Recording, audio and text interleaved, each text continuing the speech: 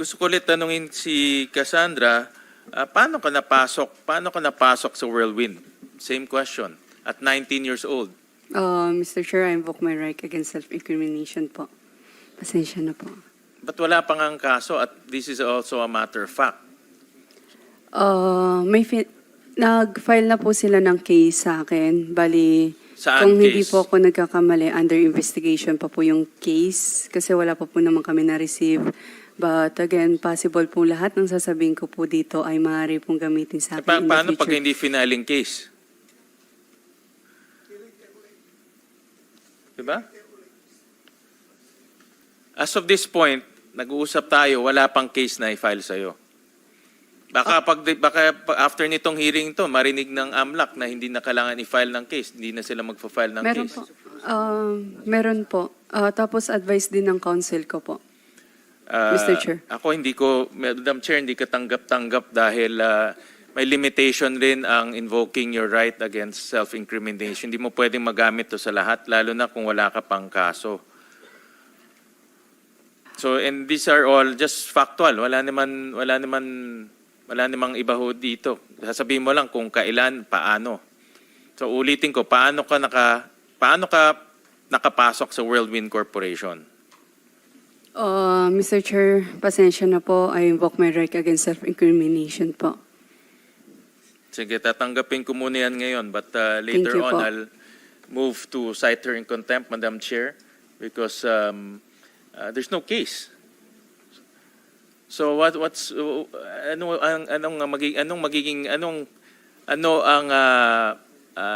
ang mag-incriminate sa kanya kung wala namang kaso? Gaya ng sinabi namin ni Senator Sherwin, simple matters of fact ito, Ms. Cassandra.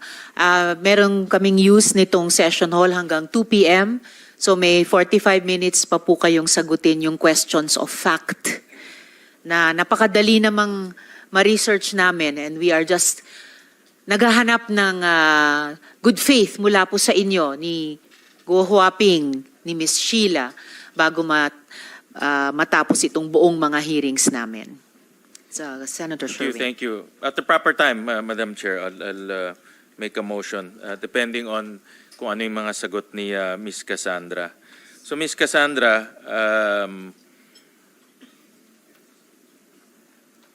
paano mo nailabas yung capital para sa korporasyon mo?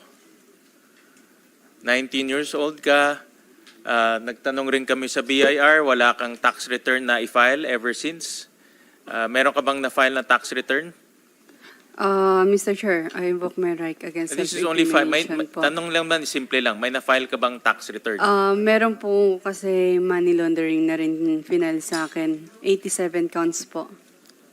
Saan? Anong tatanong ko ulit si attorney, is this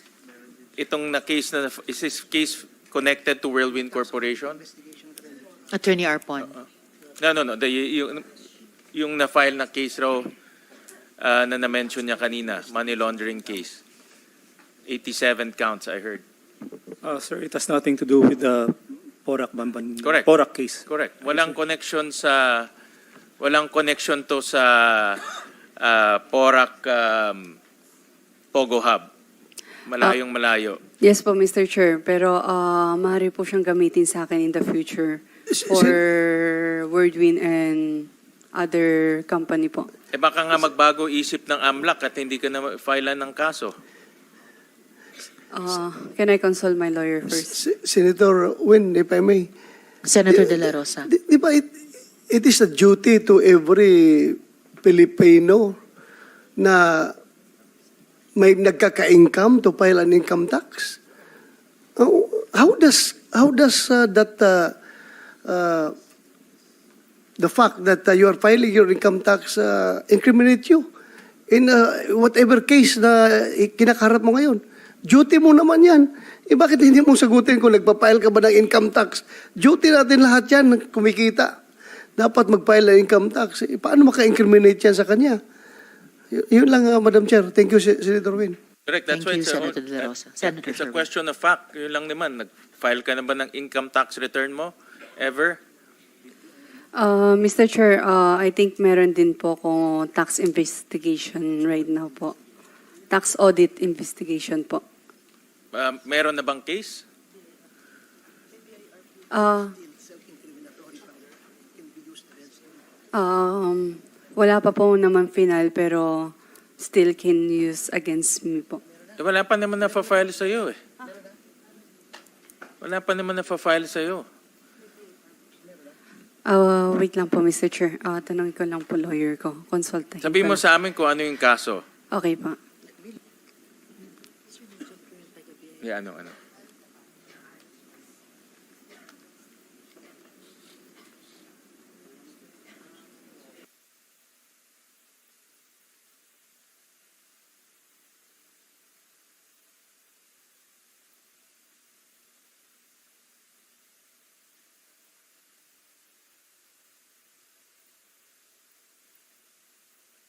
Lang yung tanong, nag-file ka ba ng tax return o hindi? Mr. Chair, meron na po akong parang tax audit po na letter na po. So, any na possible ko po sabihin dito, pwede po nilang gamitin. Well, ngayon, Dito dahil po. ini-invoke mo yan, papakita ko yung certification ng BIR na wala kang na-file na tax return. So, ang tanong namin ngayon, saan mo nakuha yung kapital para ilagay dito sa Whirlwind Corporation na bumili ng halos 10 hectares na lupa sa Porac, Pampanga, no, na nagkakahalaga ng 1.2 billion pesos. So kung ang portion mo is 58%, more or less, ang dapat mong ilinabas ay about 600 million pesos. No? So wala kang tax return, 19 years old ka nung pumasok dito. So ang tanong namin, saan nanggaling yung pera mo? Mr. Chair, regarding naman po sa if topic na money po, I invoke my right against self-incrimination kasi possible po akong kasuhan. And may kaso na rin po ako sa AMLAC. Again, iba nga yung kaso mo sa AMLAC. Yung kaso mo sa AMLAC, walang connection yun sa Porac. Yes po, Mr. Chair, but So I want to ask BIR. Nasaan ba yung possible BIR? po nila akong kasuhan. Is BIR here?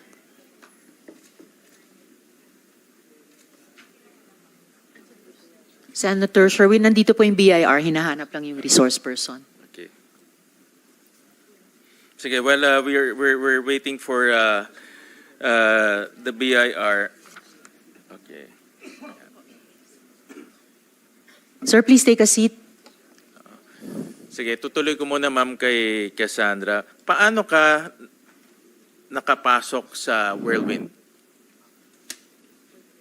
Again, fact lang to. Walang connection sa tax evasion mo or ano. Paano ka nakapasok sa Whirlwind?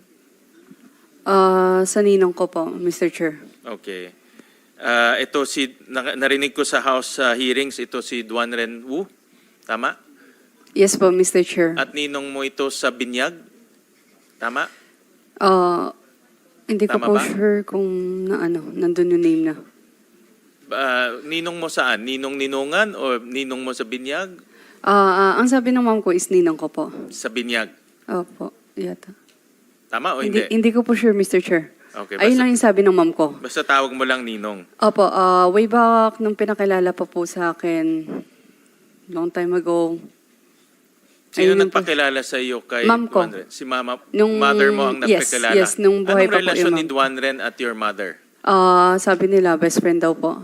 Best friends sila? Opo. Saan sila nagkakilala? Alam mo ba? Sa China po. Sa China sila Yes po. nagkakilala. So nagkakilala sila sa China, naging best friend sila. Nung pumunta sila dito, kinuha siyang ninong mo?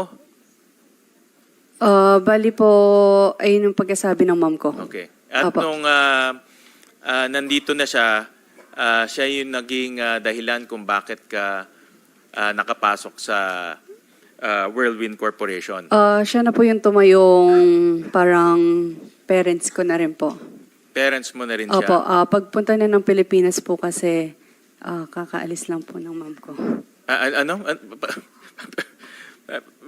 Magsalita ka ng malinaw kasi hindi na may marinig eh. No? Pakiulit nga yung sinabi mo ulit kanina. Tumatayo siyang magulang mo. Opo. Okay. Kasi pag-aalis po ng ma'am ko, yun, yung pagdating niya po, kakaalis lang If po. I may, Senator Sherwin, bakit ka naiiyak, Miss Cassandra? Nung time na yun, kakawala lang ng ma'am ko, sorry.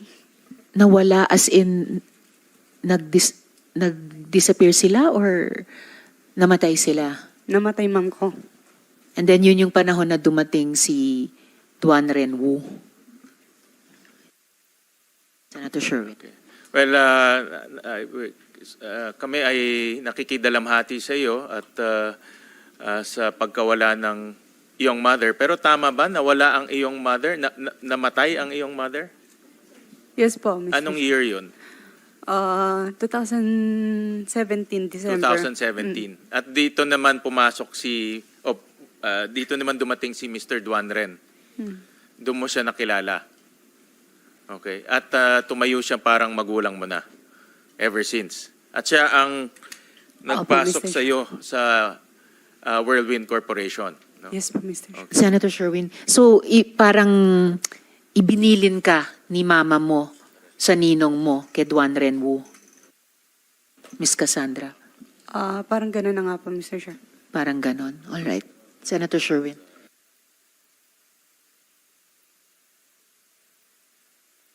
Thank you, Madam Chair.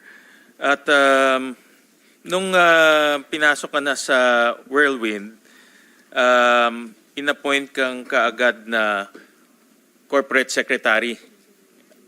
Tama, Cassandra?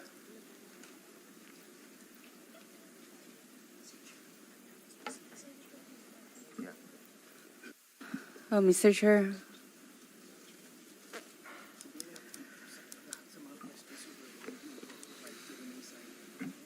Uminom ka muna ng tubig, Sandra. Okay lang po. Uminom ka ng tubig. Mr. Chair, if regarding sa Whirlwind or any company po, I invoke my right against self-incrimination.